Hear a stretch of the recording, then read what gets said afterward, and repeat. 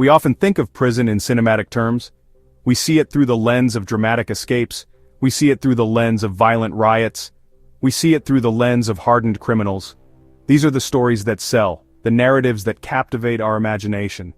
Yet, the reality is something far more mundane and, honestly, in many ways more unsettling. Prison is, at its core, a place of profound control. It's a system designed not just to punish but to strip away individuality. It's a system designed to impose a rigid structure on lives deemed too chaotic for the outside world. The journey begins not with a bang but with the clank of a heavy metal door. It is a sound that reverberates through the very soul of a person. The process of entering prison is a systematic dismantling of personal identity. The first thing to go is your name. You are assigned a number, a string of digits that will become your primary identifier for the duration of your sentence. It's the first step in being absorbed into the machinery of the institution, a cog in a vast and indifferent system. Next come the clothes. You are ordered to strip, often in a group, under the watchful eyes of correctional officers.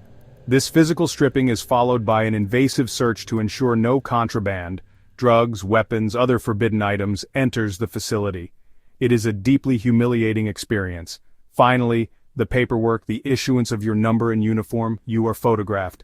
The mugshot is a hauntingly sterile portrait. It will be in your file, on your ID card, and in the minds of the staff who manage you. The cell is the epicenter of a prisoner's existence. For many hours of the day and all through the night, this small space is their entire world. A typical cell is brutalist minimalism, a concrete slab for a bed, a thin fire-retardant mattress, a combined stainless steel toilet sink unit, a small desk, a stack of worn books, letters on the desk. These touches are acts of defiance. The cell door, solid metal slab with a narrow window, the slam of the door and the lock engaging, keys jangling, guards echoing footsteps, air often stale, the smell of industrial cleaning fluids and the tang of metal. The sensory experience is overwhelming. With a cellmate, the space is more complex, forced intimacy, negotiating unspoken rules, learning each other's habits. A good cellmate can be a source of support. A bad one can make it a living hell. Your tiny sanctuary becomes constant, inescapable stress. Life in prison is governed by the clock. The first major event is the count. This process can happen multiple times a day, morning, noon, evening, and even in the middle of the night. Breakfast follows the morning count. Meals are about sustenance and crowd control. Oatmeal, a piece of bread, a carton of milk. You learn to eat quickly and keep your head down.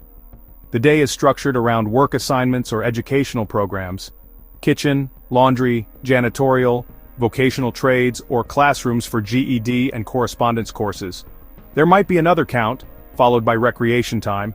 The yard, exercise, basketball, walking in clusters where social hierarchies are visible. Different groups claim different areas.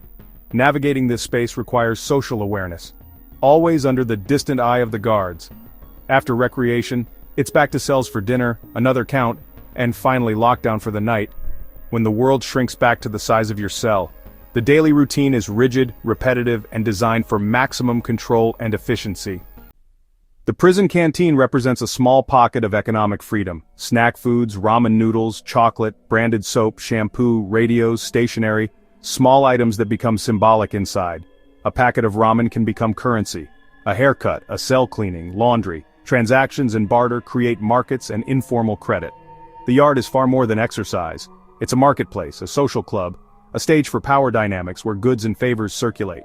Currency can also be contraband, alcohol, drugs, makeshift weapons, fueling risk, debt, and violence. This economy breeds both cooperation and conflict. It fosters mutual support, but also drives debt and violence. People go to extraordinary lengths to acquire and protect small possessions in a world of scarcity. An underground economy operates beneath official rules, complex, inventive, and often dangerous. Beyond the official rulebook, there exists a second, more powerful set of laws, the inmate code. This unwritten constitution governs social interactions and ensures a precarious kind of order. Snitching is the ultimate transgression and is often met with swift and brutal retaliation. It creates a wall of silence. Other rules include never showing weakness, paying debts, and respecting personal space, however small it may be. Violence can erupt suddenly, often over minor disputes. An unpaid debt, a television argument. Gangs are a dominant feature, organized along lines of race or geography, offering protection, contraband access, and a sense of belonging. For a new inmate, the pressure to join can be immense. Refusing can leave you isolated and vulnerable.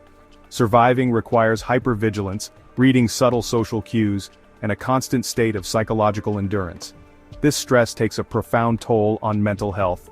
One of the most profound punishments is the sheer crushing weight of empty time. The days are long and achingly repetitive. The rigid routine creates a mind-numbing monotony. This endless expanse of time can be a form of psychological torture, a slow burn that erodes the spirit and dulls the mind. To combat this, inmates develop routines, reading, physical fitness, learning skills, small rituals to reclaim agency.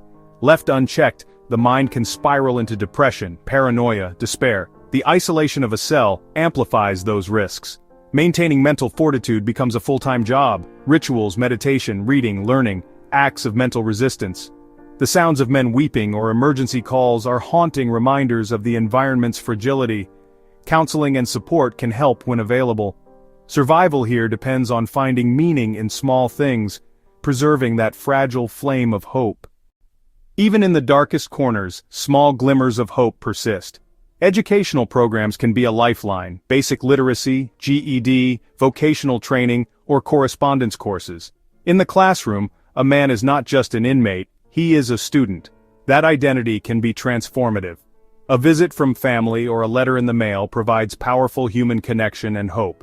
When well-funded, rehabilitation programs offer real paths, counseling, skills, reflection, but participating requires vulnerability. Small humane acts counter despair, sharing a canteen item, a word of encouragement, listening to another man's story. Hope can be quiet, the hope of parole, the hope of seeing a child grow up, the hope of waking up one day a free man. A fragile flame of hope must be guarded against cynicism and indifference. For those who keep it alive, it becomes the driving force for survival.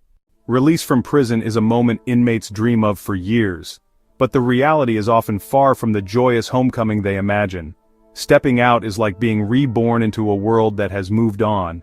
The noise, choices, and speed can be overwhelming. After years of being told when to eat, sleep, and move, making your own decisions can feel paralyzing. The freedom you craved can feel terrifying. Finding employment and housing with a criminal record is a monumental hurdle. The collateral consequences push many to the margins. The hypervigilance and distrust learned in prison are hard to switch off. Many struggle with PTSD, anxiety, and depression. The label of ex-con follows you, but some find steady work, reconnect with family, and rebuild their lives against the odds.